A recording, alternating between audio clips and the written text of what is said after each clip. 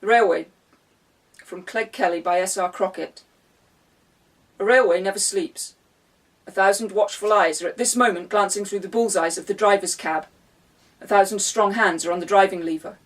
Aloft, in wind-beaten, rain-battered signal boxes, stand solitary men, who with every faculty on the alert, keep 10,000 from instant destruction. How tense their muscles, how clear their brains must be as they pull the signal and open the points. That brown hand, gripping lever number 17 instead of number 18 within 6 inches of it, is all that preserves 300 people from instant and terrible death.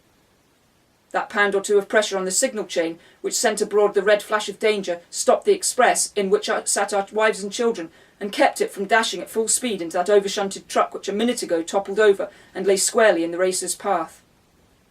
And the surfacemen, of whom are old Charlie and poet Jock, have you ever thought of how, night and day, they patrol every rod of iron path? How with clink of hammer and swing of arm they test every length of rail? How they dash the rain out of their eyes that they may discern whether the sidelong pressure of the swift express or the lumbering thunder of the overladen goods have not bent outwards the steel rail, forced it from its chair, or broken the rail itself as the sudden weight passed over it. A few men, standing by the line side as the train speeds by, what of them? Heroes? They look no means like it. Lazy fellows, rather, leaning on their picks and shovels when they should be working. Or this solitary man, far up among the hills, idly clinking the metals with his hammer as he saunters along through the stillness.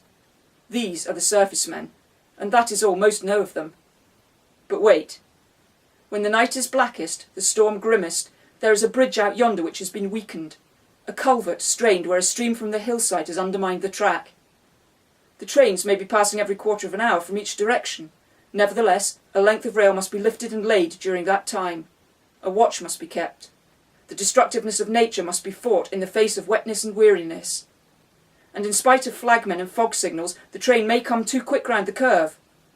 Then there follows the usual paragraph in the corner of the local paper if the accident has happened in the country, a bare announcement of the coroner's inquest if it be in the town. A porter is crushed between the platforms and the moving carriages. A goods guard killed at the night shunt in the yard. Careless fellow, serves him right for his recklessness. Did he not know the risk when he was engaged? Of course he did, none better. But then, he got 22 shillings a week to feed wife and bairns with for taking that risk. And if he did not take it, are there not plenty who would be glad of the chance of his empty berth? And what then? Why, just this. There is one added to the thousands killed upon the railways of our lands. One stroke, a little figure 1 made at the foot of the unfinished column. A grave, a family in black, a widow with 6 children moved out of the company's house on which grow the roses which he planted about the door that first year, when all the world was young and £1 a week spelled paradise. The 6 children have gone into a single room, and she takes in washing, and is hoping by and by to get the cleaning of a board school, if she be very fortunate. To blame? Who said that anyone was to blame? Of course not.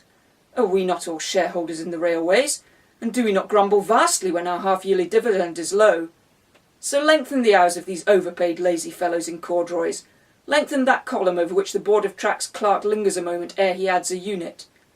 What matter? They are only statistics, filed for reference in a government office.